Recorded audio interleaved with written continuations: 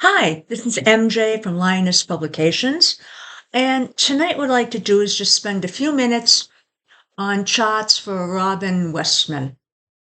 That is a person that just recently killed two children and injured quite a few others in Minneapolis at the Catholic school. And this is a young man, supposedly identifying as a woman. Not quite sure about the history here. Didn't have, from my understanding, too much of a presence on Facebook or any other social media, but that's still under debate. So I'd like to spend some time going over his chart. And as a note, I've done many charts on many killers, and a lot of times what I'll see is that they have certain things in, like the state chart or the city chart, that actually sort of moves also in setting up a stage for something to happen. So let's take a look. We have the natal chart, and I don't have a time of birth, but I do have a date of birth, which is June 17th, 2002, and that was in Richfield, Minnesota. So we're going to do the natal chart with the transits. We're going to do the progression, and we're going to do the solar arc. And again, the intent is just to identify what the energies are at pretty much the time that this shooting occurred, plus or minus, a few weeks here. And I am just going to touch on a few things in his natal chart first, because I think it's really important. So let's start. And first thing we have is we have the sun making an angle to, and that's a trine, which is a good angle, to Uranus. So in effect, his identity is in a harmonious relationship with the changeable part of him, the part that wants things different, part that wants to move ahead, be innovative. So that actually, one is the sun is in Gemini and the Uranus is in Aquarius. So that's harmonious. The next thing we have is we have Saturn conjuncting the North Node.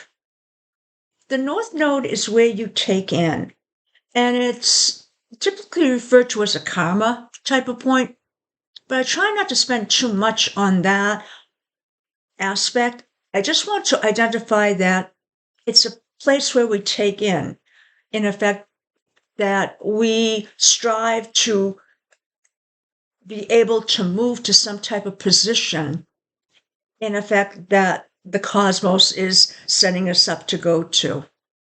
If Saturn is sitting there right on his North Node, it would be difficult for him to move on because it's a focus, which is good, but it can also be restrictive. Maybe too much of a push of just keeping things too narrow. Now, that is actually opposing his Pluto and his South Node, which are both conjuncting. So Pluto, as we've noted many times, is the foundation in your chart. It's also a place where you have little control. So in many cases, this might be a place where things just seem to happen. So if you find out which house it's in, it can be a place where you try to control it, but you find you're lacking in the ability to hold it all together. Now that's conjuncting the South Node. South Node is where we give out. And when I look at it, it's the things that you need to release to be able to move into where the universe wants you to go. But it doesn't mean just because you need to release it, you will release it. Sometimes the trauma here, sometimes the deep pulls can be difficult. Usually you look at the opposition that the South and North nodes have to each other as the South node wants you to keep on repeating, in effect, all the old cycles, the bad ones. versus the North Node wants you to move on and try something different. Move to where you could be. So in this case, moving to where he could be is difficult because Saturn is there.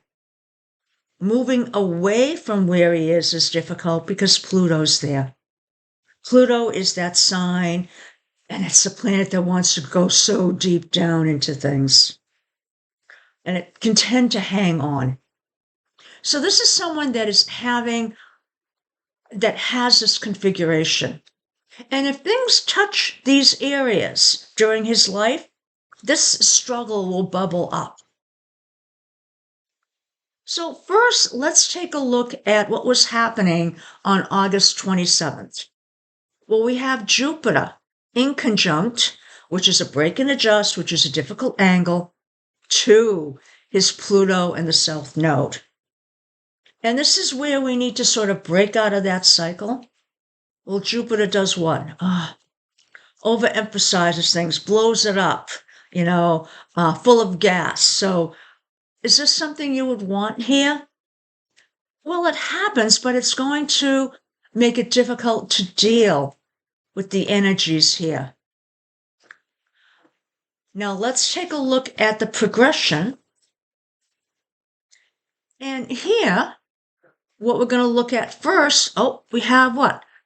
Pluto and that South Node sort of highlighted again. What is touching it? This time the Sun. So again, we have this place of sort of letting go of things and being able to move on.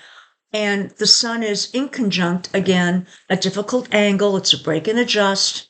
And what it is, his identity. He can't break out of where he is, even though his identity is pushing on this. His identity seems to be wound up in this, maybe, I don't want to call it a swamp, but what maybe his youth was. So it could be some trauma from the past that is just bubbling up at certain times, but it's not letting him move ahead. Now we also have Mercury opposing the wounded warrior. So Mercury, where my thoughts are going to, what I'm working on, what I'm thinking, what I'm planning. Wounded warrior, it's the wounds I have. And this is why I think there may be some emotional trauma from early in his life, and not necessarily early, during just, parts in his life. And this is preventing him from moving forward. And from what they've said about him, he doesn't seem to be very ambitious or very, moved towards working towards any career or goal. He seemed like he was drifting. He was unable to get out of where he was. Now, I do want to make a note that the Minnesota state chart actually has Jupiter and Uranus at 26 and 28 Taurus. And what that means is that the next one we're talking about, Mars opposing Uranus, would actually be causing another square type of configuration in the chart of the state. So it's like the state is also somehow bound up in this. So we also have Mars opposing Uranus, and that's the aggression angle. Uranus is that piece of him that's what? Eccentric, that wants change, that might be rebellious. And Mars is what? The aggression. You need to get it out. As I noted, something that's not shown here is right at this point, we would have the Jupiter and Uranus from the Minnesota chart actually creating a square to the Uranus here, and would have also been activated by this Mars.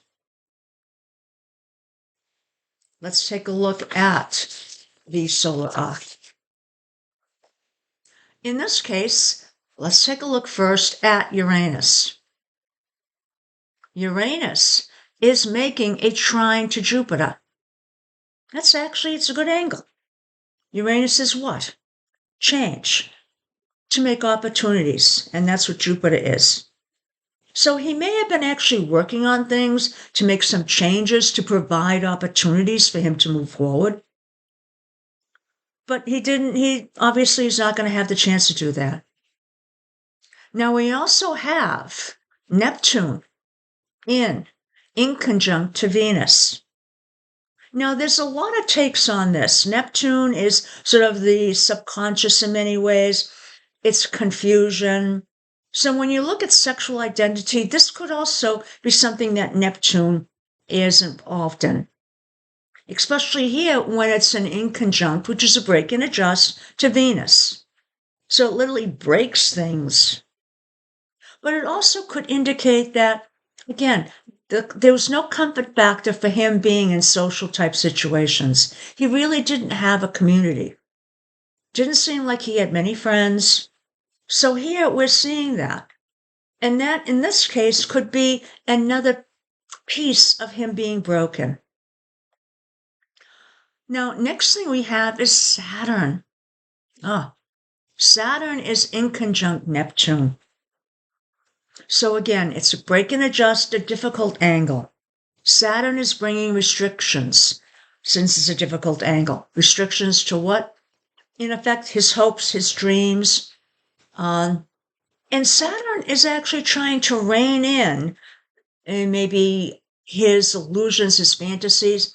But Neptune is very difficult to rein in.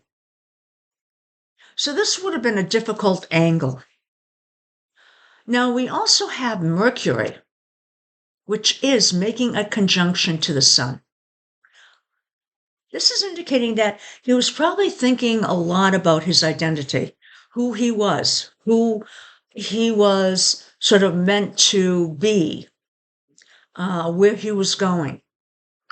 And another point here is that when Mercury is coming in, making an angle to the Sun, it's also, since Sun has an angle to Uranus, it also starts to charge up that energy.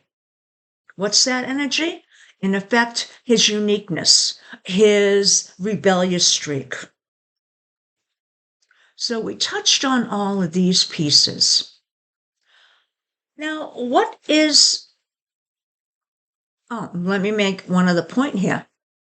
We had Jupiter here, which was being, in effect, inconjunct by Uranus. Trine. Now, Jupiter is also making an angle to this Pluto and South Node. It's still a little ways away, so I normally wouldn't cover that. But that's also, as noted, that's the point of him giving out, his foundation. So we have some tension on that piece there. So this Pluto and South Node is sort of coming up through most of the charts. It was coming up through the transit chart, it was coming up through the progression, and it's coming up through the solar arc. And that's one of the things I look at when I look at charts. I look to see which planets are being hit. Where is the energy?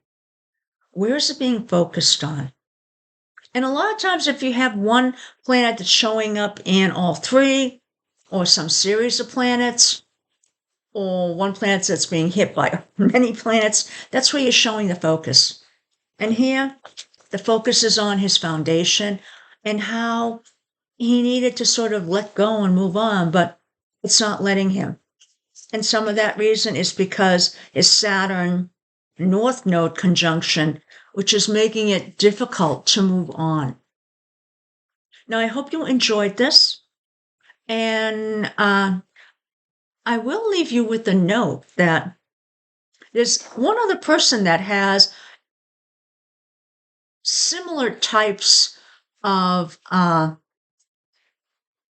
configurations in their chart with the South and North Node, where planets conjuncting each one of them. And that's Trump. At some point, we may talk about that more. Hope you enjoyed it and have a great evening. Bye now.